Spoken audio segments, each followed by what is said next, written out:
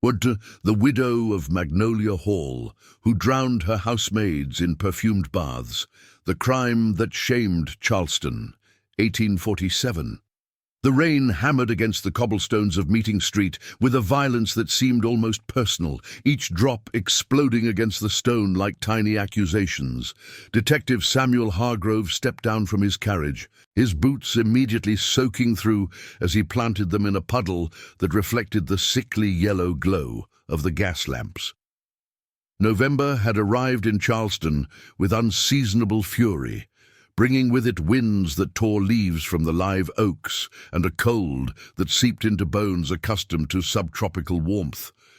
The storm seemed to mirror the darkness that had settled over the city's upper echelons, a metaphor so obvious that Hargrove would have laughed if his chest hadn't felt so tight with dread.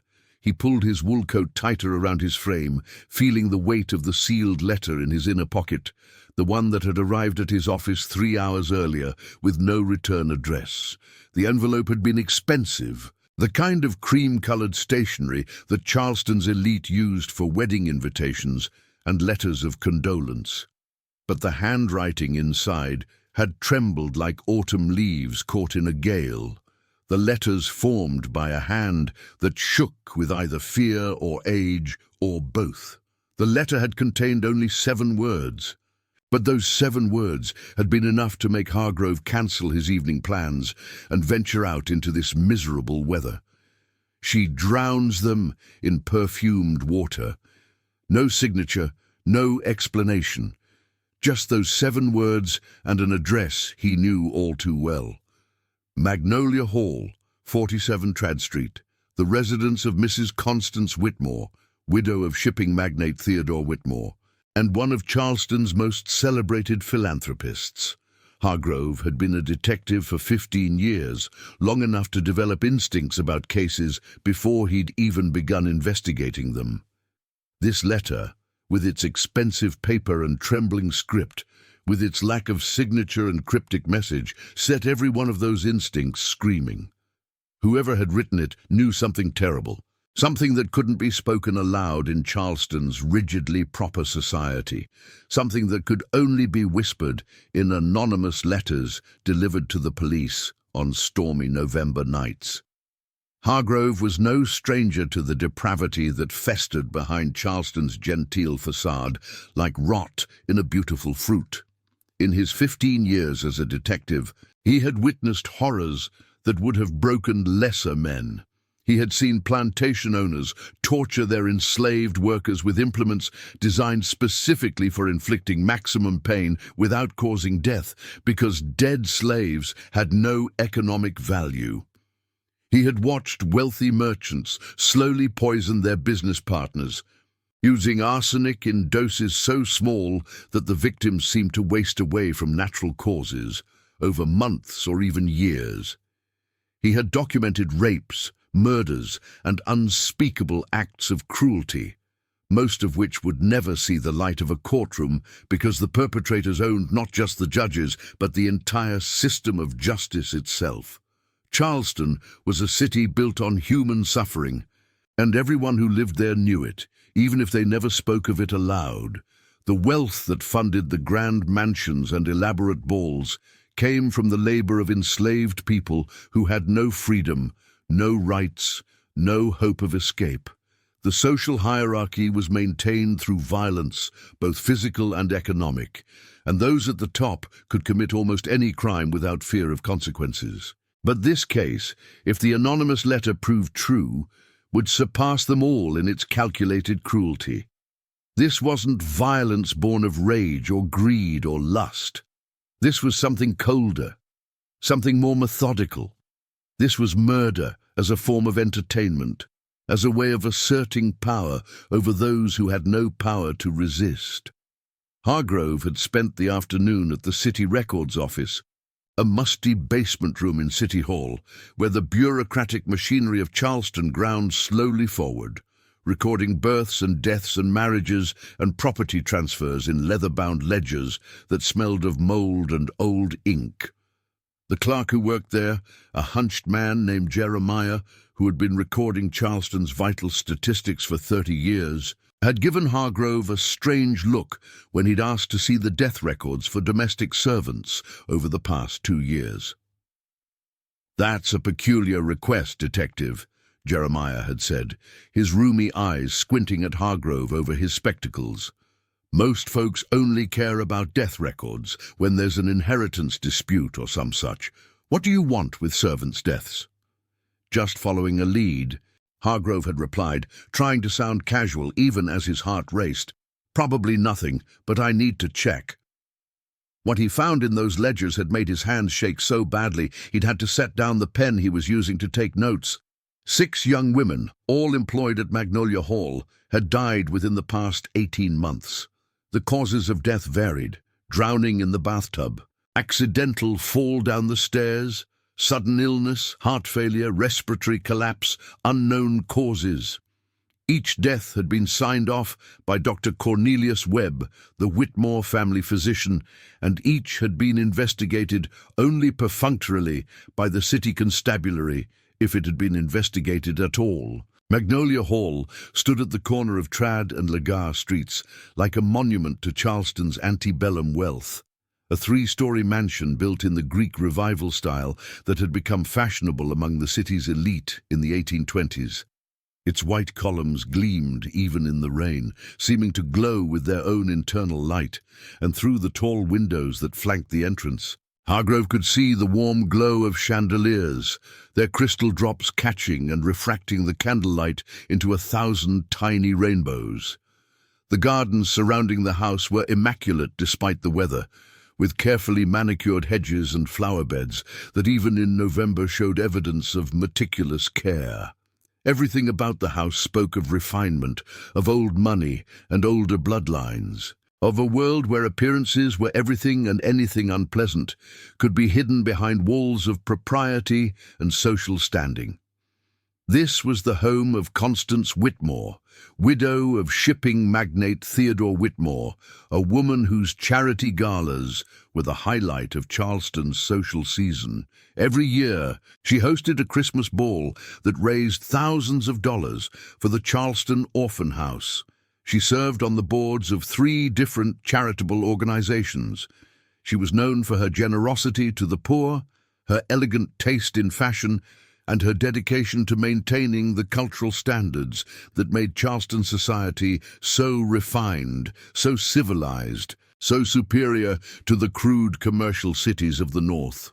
The same woman who, according to the anonymous letter and the evidence Hargrove had gathered, had murdered at least 6 housemaids in the past 18 months, drowning them in perfumed water like unwanted kittens.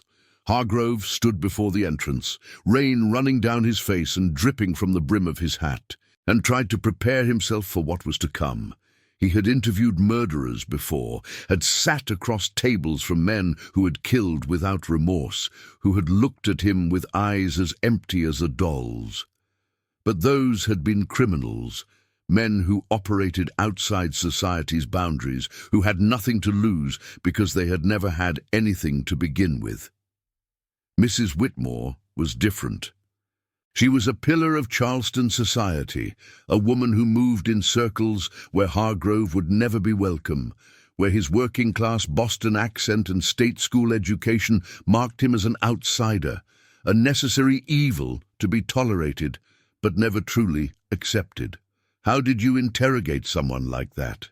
How did you accuse a woman who could destroy your career with a word to the right people? Who could have you dismissed from the force and blacklisted from ever working in law enforcement again? The answer, Hargrove knew, was that you had to be very careful and you had to have ironclad evidence before you made any accusations. Hargrove had spent the afternoon at the City Records Office, a musty room in the basement of City Hall where births, deaths, and property transfers were recorded in leather-bound ledgers. What he found had chilled him more than the November rain. 6 young women, all employed at Magnolia Hall, had died within the past year and a half. The causes of death varied: drowning in the bathtub, accidental fall down the stairs, sudden illness, heart failure. Each death had been signed off by Dr. Cornelius Webb, the Whitmore family physician, and each had been investigated only perfunctorily by the city constabulary. But it was the pattern that emerged when Hargrove laid out the death certificates side by side on the long oak table in the records room that made his blood run cold and his breath catch in his throat. All 6 women had died between the hours of midnight and 3 in the morning. That darkest stretch of night when the human spirit is at its lowest ebb and death seems to hover closest to the world of the living. All had been between the ages of 17 and 23 in the prime of their youth, when they should have had decades of life ahead of them. And most tellingly, most damningly, all had been hired within 2 weeks of their predecessor's death, as if Mrs. Whitmore was operating on some kind of schedule, some internal calendar that demanded a regular sacrifice. Hargrove had pulled additional records, wanting to know more about these 6 dead girls, wanting to understand who they had been before they became statistics in a ledger. What he learned only deepened his horror. The first had been Mary Catherine Hughes, aged 19, hired in April of 1846. She'd come from a farming family in the South Carolina backcountry, fleeing poverty so desperate that taking a position in Charleston had seemed like a dream come true. According to her employment application, which Hargrove had tracked down in the Whitmore family's business records, she could read and write, rare accomplishments for a girl of her background. She had written in her own hand that she hoped to save money to help her younger siblings, that she wanted to make something of herself. 3 months later, she was dead, officially the victim of a fall down the stairs while carrying a load of linens. The second had been Abigail Foster, aged 21, hired just 10 days after Mary Catherine's death. Abigail had been an orphan, raised in the Charleston orphan house, and had been overjoyed to secure a position in such a prestigious household. The matron of the orphanage, whom Hargrove had interviewed that afternoon, remembered Abigail as a sweet-natured girl who sang while she worked and dreamed of one day opening a small shop selling ribbons and laces. 2 months after entering Magnolia Hall, she was dead, officially from sudden heart failure. The third victim had been Sarah Mitchell, age 17, the youngest of them all. Sarah had been running from an abusive stepfather, had begged Mrs. Whitmore for a position, even though she had no references and limited experience. Mrs. Whitmore, demonstrating the charitable nature for which she was famous in Charleston society, had taken her in. Sarah lasted 4 months before drowning in the bathing tub, the official report stating that she had apparently fallen asleep in the water after working an exhausting shift. Elizabeth Oakes, 19, Margaret Dunn, 22, Caroline Williams, 20. Each girl had a story, a family, dreams that would never be realized. Each had come to Magnolia Hall seeking safety and opportunity. Each had found death instead. The front door of Magnolia Hall opened before Hargrove could knock, as if someone had been watching for his arrival, waiting for him to summon his courage and approach. A tall, severe-looking woman in a black dress appeared in the doorway, silhouetted against the warm light from within. Her hair was pulled back so tightly it seemed to stretch her skin across her skull, giving her face a skeletal quality that was accentuated by the shadows cast by the candles behind her. Her eyes, pale grey, like winter ice or fog rolling in from the harbour, assessed Hargrove with the cold efficiency of someone who had spent a lifetime measuring the worth of others and finding most of them wanting. "Detective Hargrove," she said, her voice cultured and cold, each word enunciated with the precision that marked Charleston's old families. There was no warmth in her tone, no welcome, just a flat acknowledgement of his presence. "We've been expecting you." This caught Hargrove completely off guard, and he felt his carefully prepared speech die in his throat. "You have?"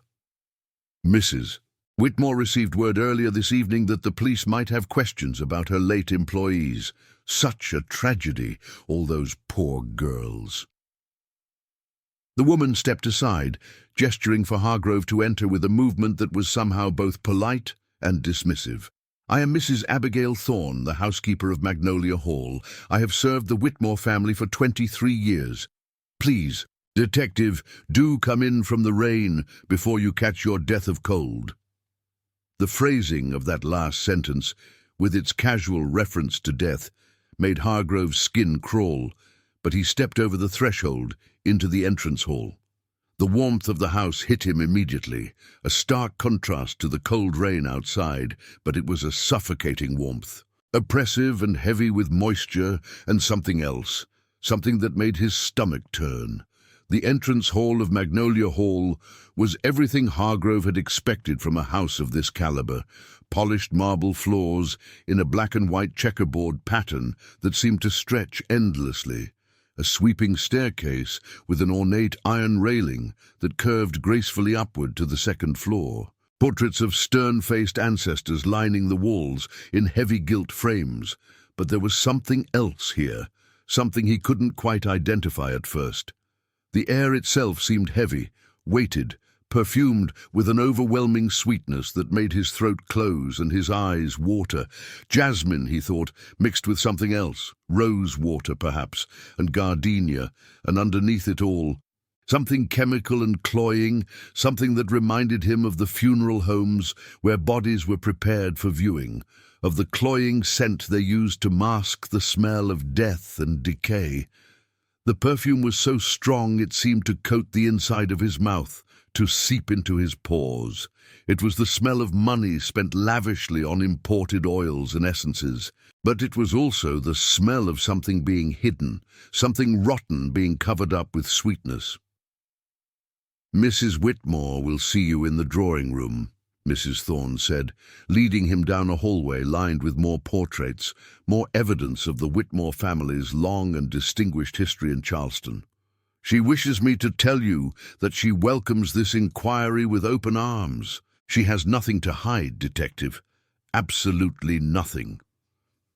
The way she said it, with just the slightest emphasis on the word nothing, made it sound like a threat.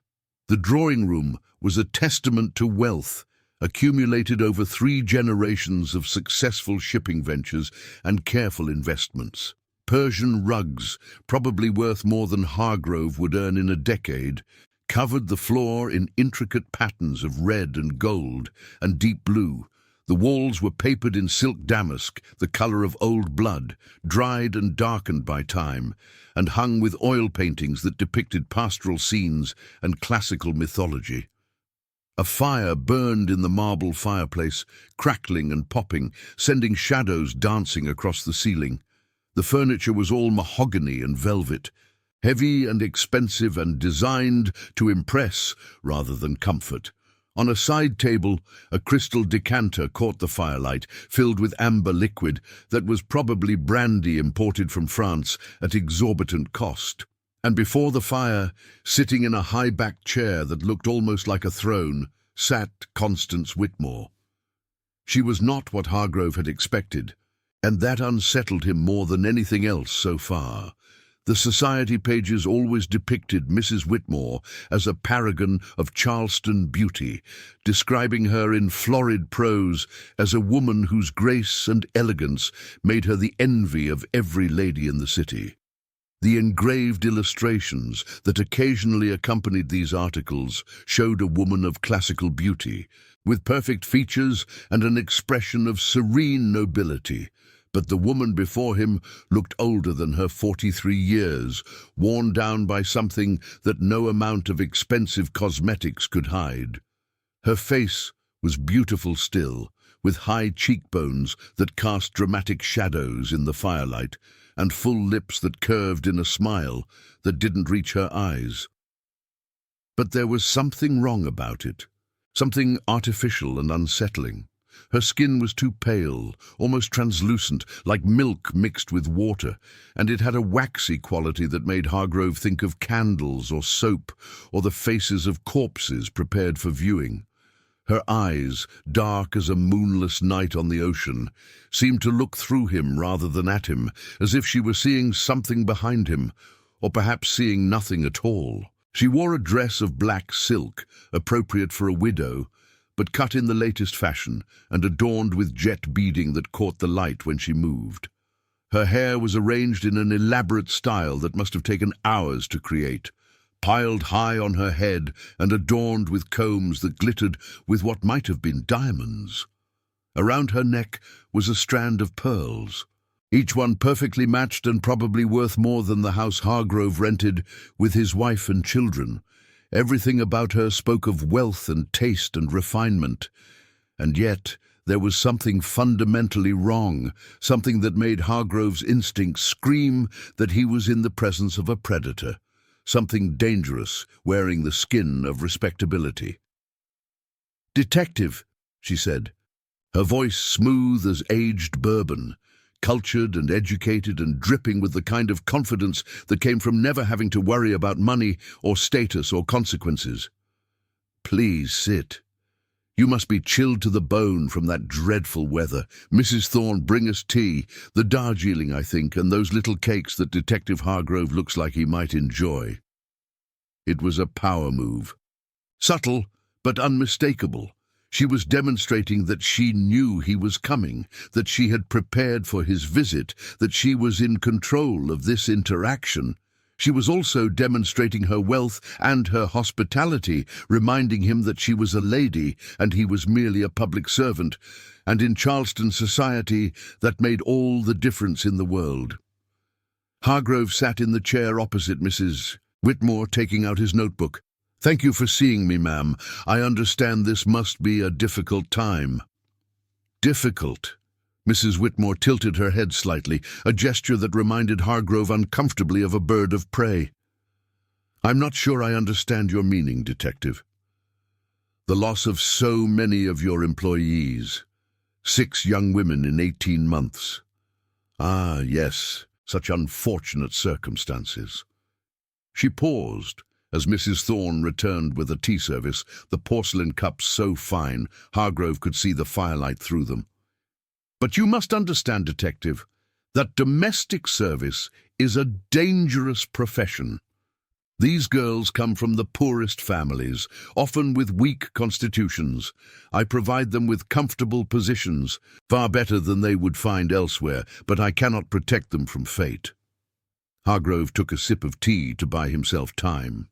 It was excellent tea, probably imported from China at great expense, but the perfumed air of the house made it taste like sweetened poison. "Tell me about the most recent death. Sarah Mitchell, I believe her name was." Something flickered across Mrs. Whitmore's face, too quick to identify. "Poor Sarah, such a sweet girl, but troubled. I found her myself, you know. She had drawn a bath late at night against house rules, and apparently fell asleep in the water. Tragic, but not uncommon." "And before her, Mary Catherine Hughes?" "Mary Catherine slipped on the stairs. She was carrying a heavy load of linens and lost her footing. I heard the fall from my bedroom. By the time I reached her, she was already gone." "And Abigail Foster?" "Sudden illness. Dr. Webb believed it was her heart." Hargrove set down his teacup, meeting Mrs. Whitmore's dark eyes directly. "And you don't find it strange, ma'am, that 6 healthy young women have died in your employ in such a short time?" The room seemed to grow colder, and for a moment Hargrove thought he saw something flash in Mrs. Whitmore's eyes, something hungry and ancient. But then she smiled, a practiced smile that didn't reach those dark eyes. "I find it tragic, Detective, but I don't find it strange. The lives of the poor are hard and brief. I do what I can to make their final days comfortable. Is that a crime?" Before Hargrove could respond, a sound echoed through the house, a sound that made his blood run cold. It was a scream, quickly cut off, coming from somewhere above them. Mrs. Whitmore didn't even flinch. "That would be Lily, my current housemaid. She has night terrors, poor thing. Mrs. Thorne will see to her." But something in the way she said it, the complete lack of concern in her voice, made Hargrove's instinct scream.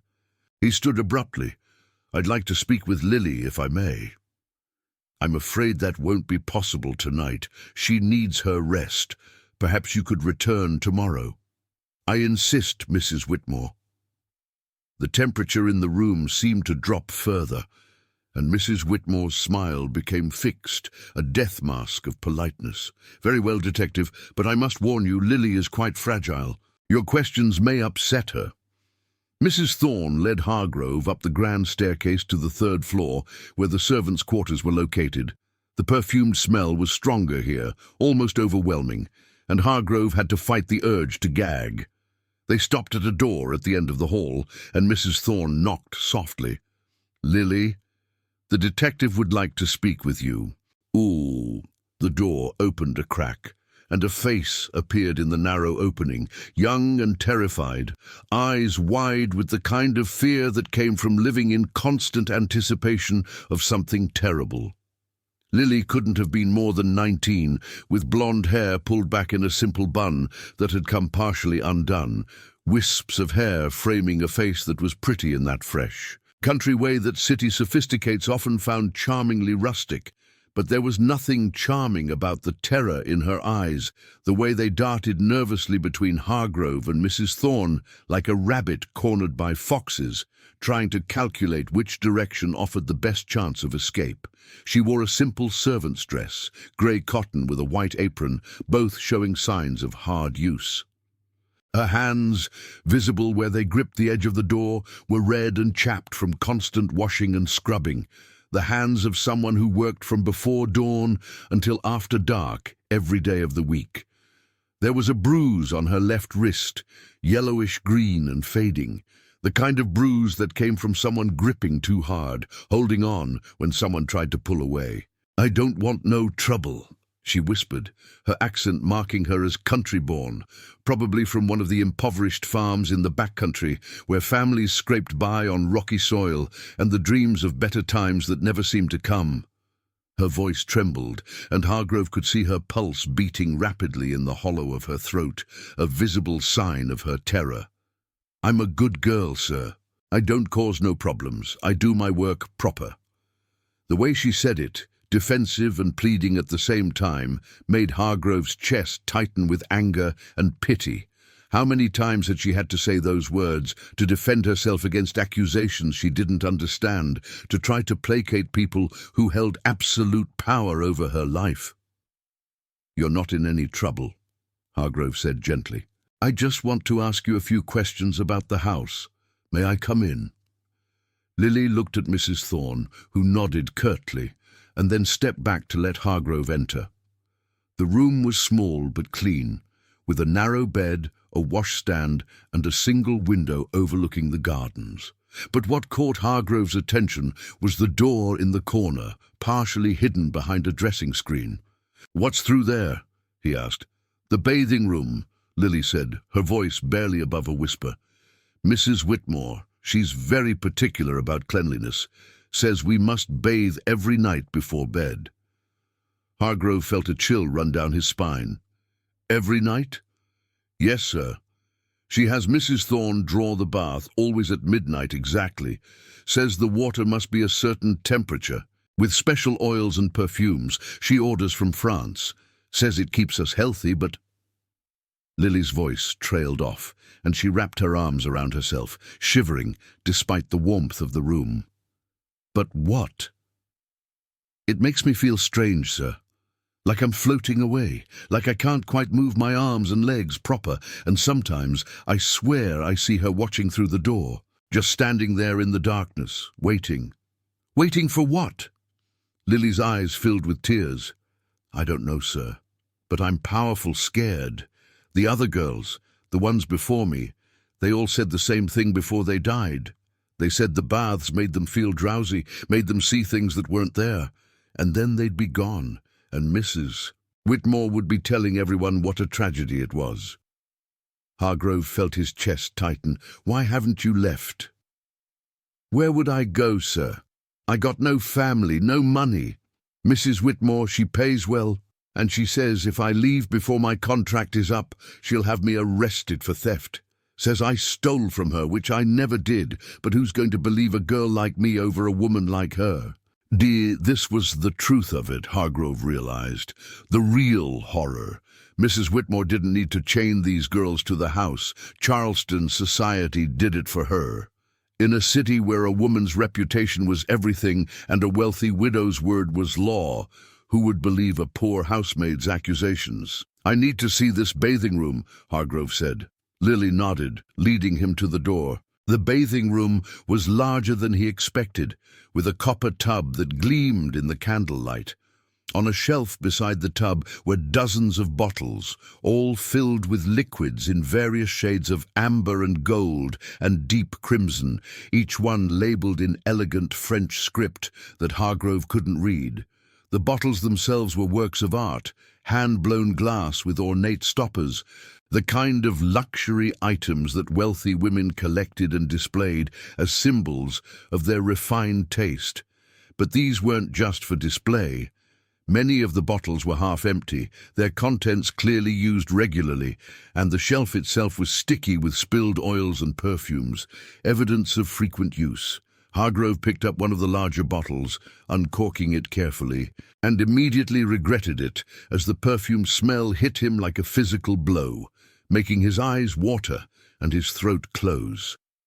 The scent was overpowering, a cloying mixture of jasmine and rose and something else, something sweeter and more insidious.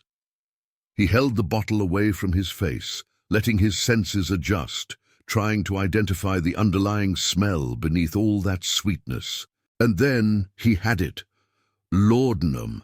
He'd smelled it before, years ago, when he'd raided an opium den on the docks, a cramped room where sailors and dock workers went to forget their troubles in drug-induced stupor. Laudanum was opium dissolved in alcohol, a medicine that doctors prescribed for everything from toothaches to consumption, but one that was also highly addictive and, in large enough doses, could suppress breathing and cause death. It was also absorbed through the skin, especially in hot water, which would explain why the girls felt drowsy during their baths. Hargrove set the bottle down carefully and picked up another, then another, uncorking each one and finding the same bitter medicinal smell underneath the perfumes. She'd done this systematically, he realized, mixing laudanum into every single bottle of bath oil, ensuring that no matter which combination Lily used, she would be drugged. The perfumes weren't just to make the baths luxurious. They were to mask the smell of the drug, to keep the victims from realizing what was being done to them until it was too late. The realization hit him like a thunderbolt. Mrs. Whitmore wasn't just drowning these girls, she was drugging them first, adding laudanum to the bath water where it would be absorbed through their skin, making them drowsy and compliant. And then when they were helpless, she would hold them under the perfumed water until they stopped struggling. But why? What could possibly drive a wealthy widow to commit such heinous acts? He turned to ask Lily more questions, but the girl had gone even paler, her eyes fixed on something behind him. Hargrove spun around to find Mrs. Thorne standing in the doorway, her face no longer severe, but openly hostile. "I think you've overstayed your welcome, Detective," she said coldly. "Mrs. Whitmore requests that you leave immediately.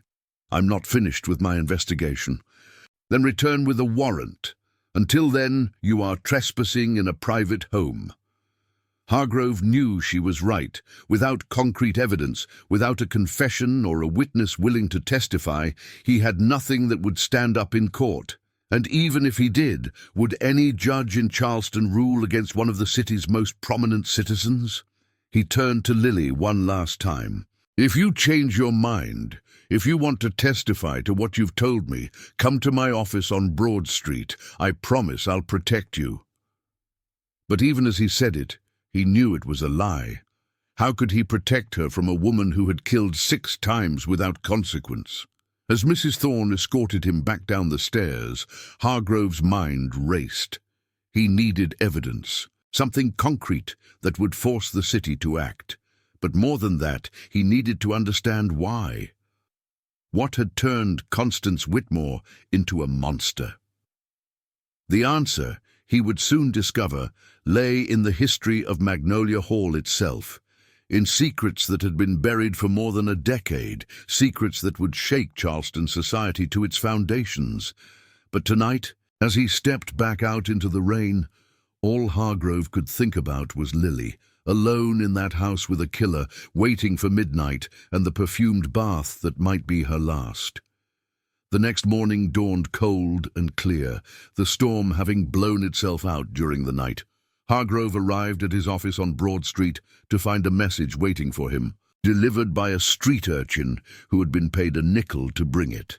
The handwriting was different from the first anonymous letter, more educated, more controlled, but the message was equally cryptic. Ask about the first Mrs. Whitmore. Hargrove had assumed Constance was Theodore Whitmore's only wife, but the message suggested otherwise.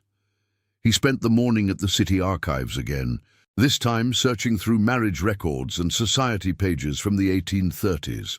What he found made his blood run cold. Theodore Whitmore had been married twice. His first wife, Catherine, had died in 1835, just 3 years after their wedding. The cause of death was listed as drowning, an accident in the bathing room of Magnolia Hall.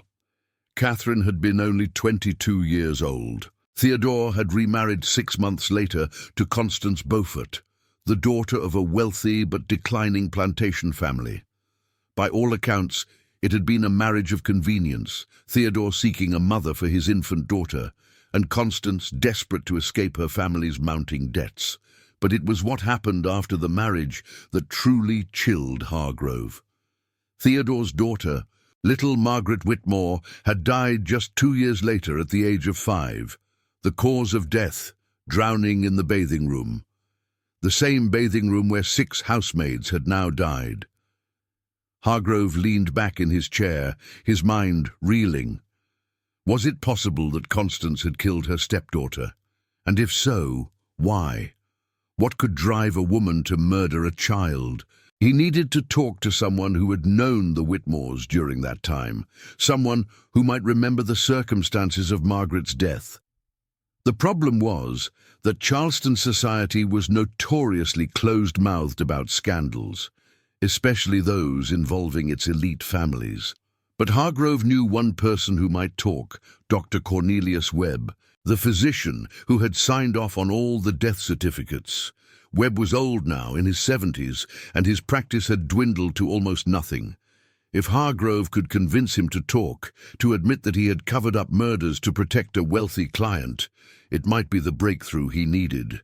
Webb's office was in a run-down building on Queen Street, far from the fashionable parts of town. The doctor himself looked like he had one foot in the grave, his face gaunt and his hands trembling as he poured himself a morning whiskey. "Detective Hargrove," he said, his voice raspy from years of tobacco and alcohol. "I wondered when you'd come calling." "You know why I'm here?" Webb laughed, a bitter sound without humor. "Of course I know. You want to know about the deaths at Magnolia Hall.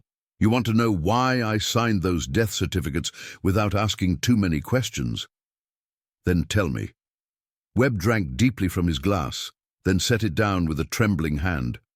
"What do you know about Theodore Whitmore's death, Detective?" "He died of a heart attack in 1846, sudden, unexpected." "That's what the death certificate says. But that's not how he really died." Webb leaned forward, his rheumy eyes suddenly sharp. "Theodore Whitmore was poisoned, slowly and methodically, over the course of 6 months.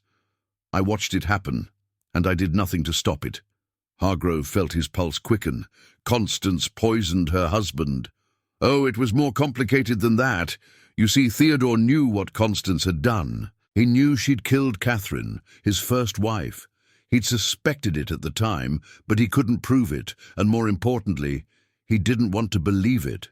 He'd married Constance out of desperation, needing someone to care for little Margaret while he built his shipping empire. But then Margaret died too. Yes, and that's when Theodore knew for certain. But by then, it was too late. Constance had already ingratiated herself with Charleston society. She held his business connections hostage, threatened to ruin him if he exposed her, so he lived in that house with a monster, knowing what she was, but unable to stop her. Why didn't he go to the police? Webb laughed again, that same bitter sound. You still don't understand, do you? Constance Whitmore isn't just a rich woman, detective. She's connected to half the powerful families in South Carolina. Her cousin is a state senator. Her uncle sits on the Supreme Court. If Theodore had accused her publicly, it would have been his word against hers, and in Charleston, that's no contest at all. So he let her poison him? I don't think he had a choice. By the time he realized what was happening, he was already too weak to fight back. He called me to his bedside 3 days before he died, told me everything, made me promise that I would watch Constance, that I would stop her if she killed again. But I was a coward, detective. When the housemaids started dying, I signed the death certificates and told myself it wasn't my concern.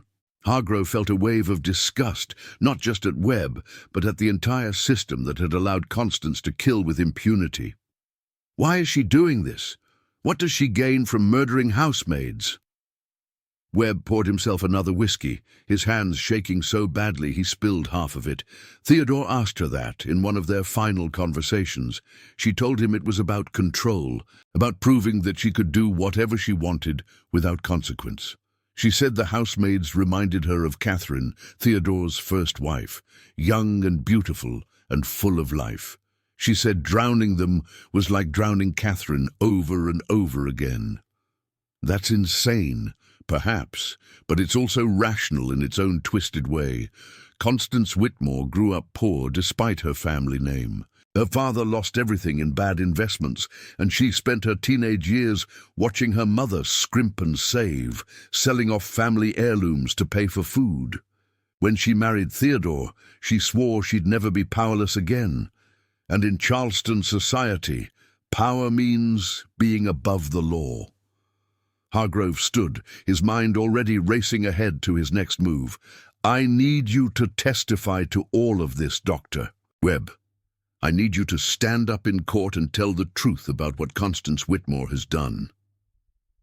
Webb looked up at him with eyes full of fear and resignation. I'm a dead man either way, detective. If I testify, Constance will have me killed. If I don't, the guilt will kill me. At least if I testify, maybe I can save that poor girl who's there now, the one who's next on Constance's list. Lily. Is that her name? I didn't want to know. It's easier that way, not knowing their names. Hargrove felt a surge of anger, but he pushed it down. Webb was right about one thing. He was a dead man either way, but at least he was finally willing to do the right thing. I'll need a formal statement, signed and witnessed. Can you come to the courthouse tomorrow morning? Webb nodded slowly. Tomorrow morning. But, detective, you need to understand something. Even with my testimony, you may not be able to convict her. Charleston juries don't like convicting wealthy white women, especially when the victims are just poor housemaids. You'll need more than my word. You'll need evidence, physical evidence that can't be disputed. I'll get it. Tonight, I'm going back to Magnolia Hall, and I'm not leaving until I have what I need to put Constance Whitmore away forever. But as Hargrove left Webb's office, he couldn't shake the feeling that he was already too late, that even now, Constance was preparing Lily's final bath, mixing the laudanum into the perfumed water, sharpening her appetite for another kill. He had to move fast. The question was whether he could move fast enough. That evening, as darkness fell over Charleston, Hargrove returned to Magnolia Hall, but this time he didn't knock on the front door. Instead, he made his way around to the servants' entrance, where a kitchen maid he'd bribed that afternoon let him in. The house was quiet. The family and Mrs. Thorne retired to their rooms, and Hargrove moved like a ghost through the darkened hallways. He needed to get to the bathing room on the 3rd floor, needed to collect samples of the bath oils and perfumes that he was certain contained laudanum. With physical evidence and Webb's testimony, he might have enough to convince a judge to issue an arrest warrant. But as he climbed the servants' stairs to the third floor, he heard voices coming from the direction of Lily's room. He froze, pressing himself against the wall, listening. "Please, ma'am. I don't feel well. Can't I skip the bath tonight?" It was Lily's voice, trembling with fear. "Nonsense, child. The bath is for your own good. It will help you sleep, help you feel better." Mrs. Whitmore's voice, smooth and hypnotic. "Mrs. Thorne has already drawn the water. It would be a shame to waste it." Hargrove's heart pounded. It was happening now, tonight. He had to act. He rounded the corner just as Mrs. Thorne was leading Lily toward the bathing room. The girl looked drugged already, her eyes unfocused, her movements sluggish. They must have put something in her dinner, Hargrove realized, to make her more compliant. "Stop!" he shouted, his voice echoing through the hallway. "Step away from the girl!"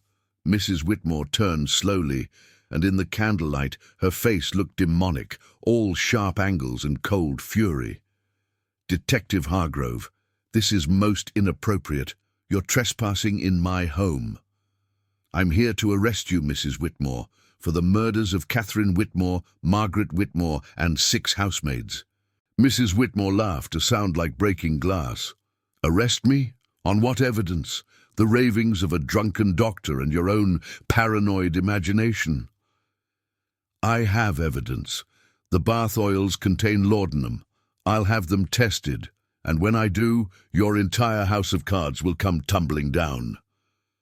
For a moment something flickered across Mrs. Whitmore's face, something that might have been fear. But then her expression hardened, and she gestured to Mrs. Thorne. "Kill him!" Hargrove barely had time to react before Mrs. Thorne lunged at him, a knife appearing in her hand as if by magic. He stumbled backward, fumbling for his pistol, but the housekeeper was faster than she looked, and the blade sliced across his forearm, sending a line of fire up his arm. The gunshot, when it came, was deafening in the narrow hallway, but it wasn't Hargrove who had fired. It was Lily, who had somehow shaken off her drugged stupor long enough to grab the pistol from his belt and fire point-blank at Mrs. Thorne.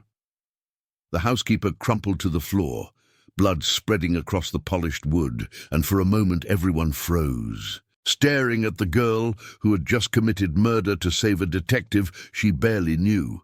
Then Mrs. Whitmore moved, faster than Hargrove would have thought possible, grabbing Lily and pressing a small bottle to her lips. "Drink it!" she hissed. "Drink it, or I'll say you murdered Mrs. Thorne in cold blood." But Lily, finding strength she didn't know she possessed, knocked the bottle from Mrs. Whitmore's hand. It shattered on the floor, and the smell of laudanum filled the air so strong it made Hargrove dizzy. "No more," Lily said, her voice shaking but determined. "No more baths, no more poison, no more death. I'd rather hang for killing Mrs. Thorne than let you drown me like you drowned all the others." Mrs. Whitmore's face twisted into something inhuman, all her careful breeding and society manners stripped away to reveal the monster beneath. "You stupid girl, you have no idea what you've done. Do you know what it's like to be powerless, to be at the mercy of men who see you as nothing more than a broodmare and a pretty ornament? I clawed my way out of poverty and obscurity, and I will not let anyone take that from me." "So you killed them," Hargrove said, struggling to his feet despite the pain in his arm. "You killed your husband's first wife, his daughter, and 6 innocent girls, all because you wanted power." "They weren't innocent," Mrs. Whitmore screamed, all pretense of sanity gone now. Catherine was weak, always crying and complaining. Margaret was a reminder of her, a living embodiment of Theodore's love for someone else. And the housemaids, they were nothing, less than nothing. They should have been grateful for the opportunity to die in luxury, to spend their last moments in perfumed water instead of in the gutters where they belonged. It was the confession Hargrove needed, witnessed by Lily and damning in its honesty. But even as relief flooded through him, he realized the danger wasn't over. Mrs. Whitmore was cornered now, desperate, and desperate people were capable of anything. She proved him right a moment later when she lunged not at Hargrove or Lily, but at the window at the end of the hall. Before anyone could stop her, she threw herself through it, glass exploding outward in a glittering shower. Hargrove rushed to the window, looking down at the garden 3 stories below. Mrs. Whitmore lay on the flagstones, her body broken and twisted, her dark eyes staring sightlessly at the night sky. She had chosen death over justice, over the loss of the power and status she had killed to obtain. It was a fitting end, Hargrove thought, for a woman who had valued control over everything else, even her own life. The aftermath of that night spread through Charleston like wildfire. Dr. Webb's testimony, combined with Lily's account and the physical evidence collected from Magnolia Hall, revealed the full extent of Constance Whitmore's crimes. The scandal was enormous, dominating the newspapers for months and sending shockwaves through Charleston society. But what disturbed Hargrove most wasn't the crime itself, but the reaction to it. Many in Charleston's upper class expressed sympathy for Mrs. Whitmore, suggesting that she had been driven mad by grief or that the housemaids had somehow brought their deaths upon themselves. The city's elite closed ranks, protecting their own even in death, and several prominent families threatened to boycott any newspaper that continued to cover the story. This was the real horror, Hargrove realized. Not one woman's madness, but a system that had enabled it, that had valued property and status over human life. Mrs. Whitmore had been right about one thing. In Charleston, power meant being above the law, and she had wielded that power with lethal efficiency. The investigation revealed that all 6 housemaids had been orphans or girls estranged from their families, chosen specifically because no one would ask too many questions about their deaths. They had been lured to Magnolia Hall with promises of good wages and comfortable positions, only to find themselves trapped in a nightmare from which the only escape was death. Lily, traumatized but alive, was hailed as a hero by the working-class communities of Charleston, even as the upper class whispered that she had been complicit in Mrs. Thorne's murder. Hargrove used what influence he had to ensure she was never charged, and he personally helped her find a position in a hotel far from Magnolia Hall, where she could start fresh. As for Magnolia Hall itself, it stood empty for years, gradually falling into disrepair. The rumors said it was haunted, that on certain nights you could hear the sound of running water and smell the sickly, sweet perfume that had been the last thing 6 young women experienced before they died. Hargrove visited it once, 5 years after Constance Whitmore's death, and stood in the 3rd-floor bathing room where so much horror had occurred. The copper tub was gone, sold off along with the rest of the house's contents, but the perfumed smell remained, soaked into the walls and floors. He thought about freedom that day, standing in that abandoned bathing room with its lingering smell of death and perfume, about what it really meant in a city built on slavery and maintained through rigid hierarchies of class and race and gender. The housemaids had sought freedom from poverty, from abusive families, from lives that offered no hope of advancement or happiness. They had believed that Charleston, with its grand houses and wealthy families, offered opportunities that the hardscrabble farms and small towns of the backcountry could never provide. They had come seeking freedom, only to find themselves imprisoned in a house of death, trapped by economic necessity and social powerlessness in a nightmare from which the only escape was drowning in perfumed water. Constance Whitmore had sought freedom too, though of a different kind. She had sought freedom from her own past, from the shame of her family's poverty and decline, from the limitations that society placed on women of her generation. In Charleston's hierarchical world, women had 3 paths: marriage to a wealthy man, spinsterhood, and dependence on male relatives, or prostitution and poverty. Constance had chosen marriage, had used her beauty and intelligence to secure a position in one of Charleston's wealthiest families. But that hadn't been enough. She had wanted more than just security. She had wanted power, the kind of absolute power that came from being above the law, from being able to do whatever she pleased without fear of consequences. And she had achieved that power for a time.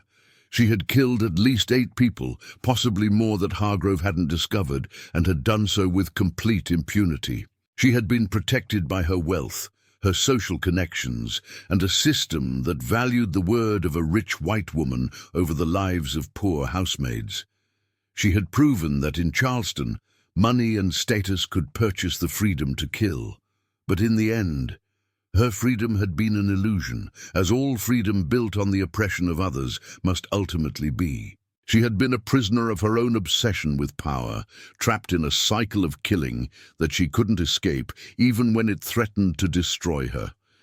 True freedom, Hargrove realized, couldn't exist in a society that valued some lives over others, that allowed the wealthy and powerful to act with impunity, while the poor and vulnerable suffered in silence.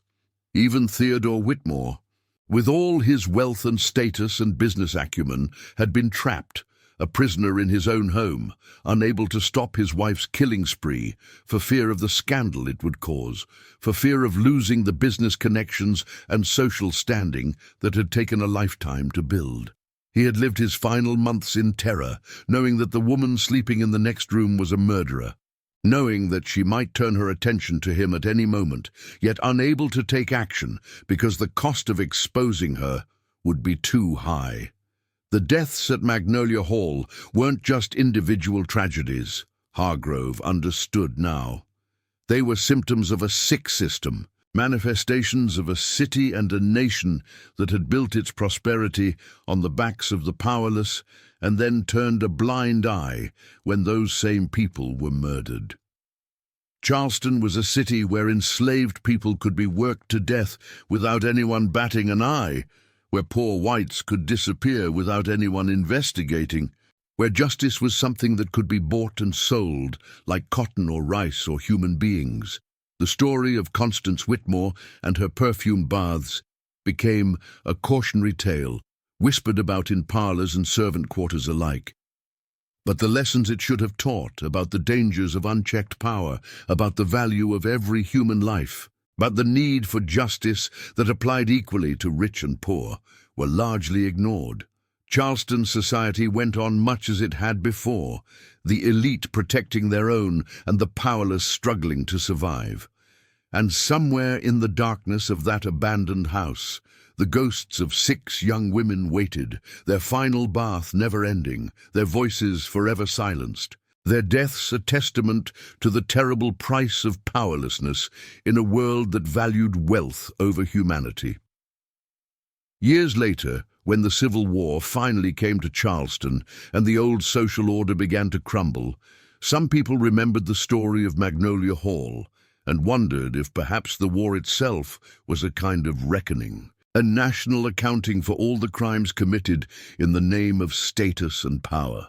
The war brought its own horrors, its own innocent dead, but it also brought change, the slow and painful process of learning that no human being should have absolute power over another, that freedom couldn't be bought and sold like property. Lily, who had survived her time at Magnolia Hall and went on to run a boarding house for working women, never forgot what she had learned in that terrible house. She made sure that every woman who stayed in her establishment knew her rights, knew that she had value beyond her labor, knew that she could say no to employers who mistreated her.